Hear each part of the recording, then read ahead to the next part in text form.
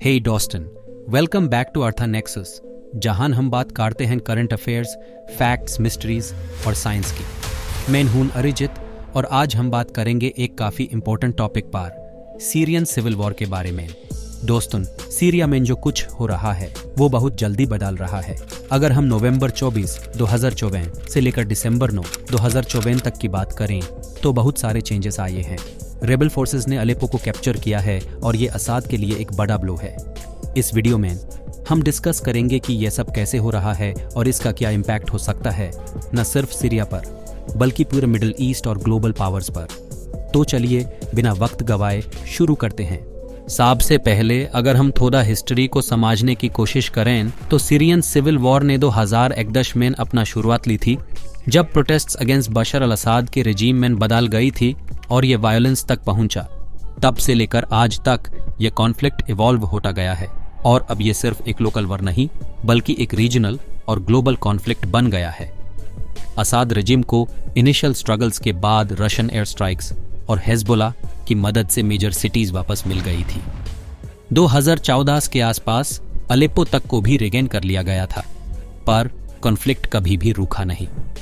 Idlib reason में हमेशा rebel forces का कंट्रोल बना रहा और टेंशन्स तो चलती ही रही थी। और फिर आ गया नवंबर 2024। एक बड़ा सरप्राइज अटैक हुआ जिसमें रेबल्स ने अलेप्पो को फिर से अपने कंट्रोल में ले लिया। यह असाद के लिए एक बड़ा शॉक था और इसे यह लग रहा है कि यह वॉर अब नई डायरेक्शन में जा रहा है। अब बात करते हैं उस सरप्राइज रेबल ऑफेंसिव की जो नवंबर 24, 2024 को शुरू हुआ। यह अटैक अलेप्पो और हमा को कैप्चर करने के लिए था और इसमें एक diverse set of rebel groups शामिल थे, जैसे हयात तहरीर अल शम (HTS), टर्की बैक्ड फाइटर्स और कुछ कर्डिश फैक्शंस। HTS, जो कि एक अलकायदा एफिलिएट था, अब अपने आप को इंडिपेंडेंट टेररिस्ट ऑर्गेनाइजेशन के रूप में पहचानता है, लेकिन वो अब भी अपने पुराने आइडियोलॉजी को फॉलो करता है। ये ग्रुप काफी वेल कोऑर्डिनेटेड था और उन्होंने मिलकर असाद के फोर्सेस को अलेप्पो से भागने में सफलता पाई। तो कैसे ये सब मुमकिन हो पाया? एक मेजर रीजन ये थी कि असाद के रेजिम को कई चैलेंजेस का सामना था। हेजबोला, जो पहले ज्यादा एक्टिव था, अब उतना स्ट्रांग नहीं रहा और रशिया भी अपने रिसोर्सेज को यूक्रेन पर फोकस कर रहा था। ये सब फैक्टर्स मिलकर रेबल्स के लिए एक अपॉर्चुनिटी बन गई थी। और जब अलेप्पो और हमा कैप्चर हो गए तो पूरे सीरिया में एक नई फेज की शुरुआत हुई। यह न सिर्फ असाद बल्कि ईरान और रशिया के लिए भी एक बड़ा चैलेंज था। जैसे हमने सोचा था, असाद का रिस्पॉन्स काफी ड्रामेटिक था। दमास्कस में काफी रिपोर्ट्स आई कि यह सब चाओस हो रहा था। कुछ रिपोर्ट्स में यह कहा गया कि असाद और उनके फैमिली मॉस्को भाग गए हैं और कुछ रिपोर्ट्स में यह भी मेंशन था कि सीरियन आर्मी के डिफरेंट यूनिट्स के बीच क्लैशेस हो रहे हैं। ये रिपोर्ट्स कुछ हद तक डिसइंफॉर्मेशन भी हो सकती हैं, लेकिन एक बात क्लियर है, असाद का कंट्रोल अब वीक हो गया है। अगर ये रिपोर्ट्स सच हैं तो इसका मतलब है कि सीरिया के अंदर एक इंटरनल क्राइसिस भी शुरू हो गया है। रशिया और हेजबोला के सपोर्ट के बिना असाद के लिए अपनी गवर्नमेंट को डिफेंड करना मुश्किल हो सकता है और जो उनके मिलिट्री यूनिट्स हैं उनकी यूनिटी भी अब क्वेश्चन मार्क बन गई है। ये सब चीजें दिखाती हैं कि असाद के रिजीम की फ्यूचर काफी अनसर्टेन हो गई है। तो ये जो रेबल्स हैं इनके बारे में कुछ इंपॉर्टेंट बातें जान लेते हैं। जैसे मैंने कहा, सबसे बड़ा रोल HTS का है। HTS का ओरिजिन अलकायदा एफिलिएट जबहत अल नुसरा से हुआ था।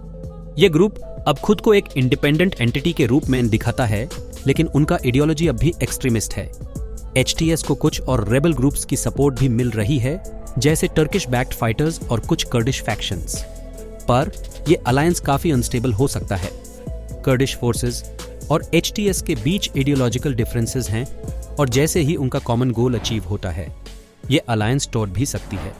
ये ग्रुप्स रेबल फोर्सेस के साथ अपनी पोजीशन को काफी स्ट्रेटेजिकली पोजीशन कर रहे हैं और अब ये अलेप्पो और हमा जैसे इंपॉर्टेंट सिटीज को होल्ड करने की कोशिश कर रहे हैं। अब बात करते हैं उन मेजर ग्लोबल पावर्स के बारे में जो इस कॉन्फ्लिक्ट में शामिल हैं। ईरान की पोजीशन थोड़ी वीक होती जा रही है। ईरान ने असाद को अपना लॉन्ग टर्म एली समझा था, लेकिन रेबल फोर्सेस का इतना बड़ा अटैक ईरान के लिए भी एक शॉक है। ईरान का स्ट्रैटेजी सीरिया में काफी क्रूशियल था, स्पेशली उनके रिलेशंस विद हेजबोला के लिए। अगर असद की पोजीशन और वीक होती है तो ईरान को अपनी स्ट्रैटेजी दोबारा सोचनी पड़ेगी। रशिया अब भी सीरिया में प्रेजेंट है, लेकिन यूक्रेन वॉर की वजह से उनका फोकस वहां काफी ज्यादा हो गया है। रशिया के एयर स्ट्राइक्स अब भी असाद को सपोर्ट कर रहे हैं लेकिन यह सिर्फ एयर पावर से रेबल्स को हराना मुश्किल होगा। रशिया को अब डिसाइड करना होगा कि क्या उनको असाद को और सपोर्ट करना है या फिर वो अपनी रिसोर्सेज को किसी और जगह शिफ्ट करेंगे। टर्की ने अपनी स्ट्रैटेजी चेंज की है। पहले जहां उनका फोकस असाद के रिजीम को टॉपल करना था, अब वो ज्यादा कंसर्न्ड हैं अपने इंटरेस्ट को प्रोटेक्ट करने में, खासकर कुर्दिश ऑटोनॉमी के इशू को। अगर असाद की रिजिम गिरती है तो टर्की अपनी इन्फ्लुएंस को पोस्ट असाद सीरिया में बांधा सकता है। इजराइल के लिए यह सिचुएशन थोड़ा ट्रिकी है। इजराइल चाहेगा कि ईरान का इन्फ्लुएंस सीरिया में कम हो, लेकिन अगर रेबल्स का कंट्रोल बढ़ता है तो उनके लिए नए सिक्योरिटी चैलेंजेस क्रिएट हो सकते हैं, खासकर अगर Turkey backed Islamist factions power में आते हैं। और फाइनली यूनाइटेड स्टेट्स की बात करें तो उनके नौजवान सोल्जर्स अभी भी सीरिया में हैं। उनका प्राइमरी गोल आइसिस को कंटेन करना है। ये रिबेलियन यूएस की स्ट्रैटेजी को अफेक्ट नहीं करेगी, लेकिन ये डेफिनेटली उनके डिसीजन मेकिंग को थोड़ा कॉम्प्लेक्स बना सकती है, स्पेशली अगर प्रेसिडेंट इलेक्ट डोनाल्ड ट्रंप अपनी पुरानी पॉलिसी के अंडर फोर्सेस को वहां से विथड्रॉ करते हैं। तो अब सवाल ये उठता है कि आगे क्या होगा। ये सिचुएशन काफी अनसर्टेन है। रेबल्स ने कुछ सिटीज कैप्चर की हैं, लेकिन उनको होल्ड करना आसान नहीं होगा। असाद की फोर्सेस अब भी स्ट्रांग हैं, और अगर रशिया और ईरान फुल स्केल सपोर्ट करते हैं तो रेबल्स को काफी चैलेंज फेस करना पड़ेगा। एक और पॉइंट यह है कि अगर असाद की रिजिम गिरती है तो सीरिया में एक पावर वैक्यूम बनेगा। यह वैक्यूम न सिर्फ इंटरनल कॉन्फ्लिक्ट को जन्म दे सकता है, बल्कि रीजनल टेंशंस को भी बढ़ा सकता है।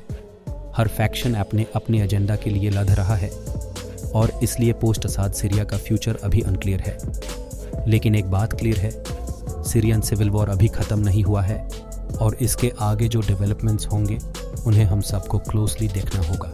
तो दोस्तों, यह थी कुछ important updates Syrian civil war के बारे में। अगर आपको यह वीडियो इन्फॉर्मेटिव लगा हो तो प्लीज लाइक, शेयर और सब्सक्राइब करना ना भूलिए अर्था नेक्सस को, और कमेंट्स में अपने थॉट्स जरूर शेयर करिए। आपको क्या लगता है कि सीरिया का फ्यूचर कैसा हो सकता है? मैं हूं अरिजित और मिलते हैं नेक्स्ट वीडियो में। Take care.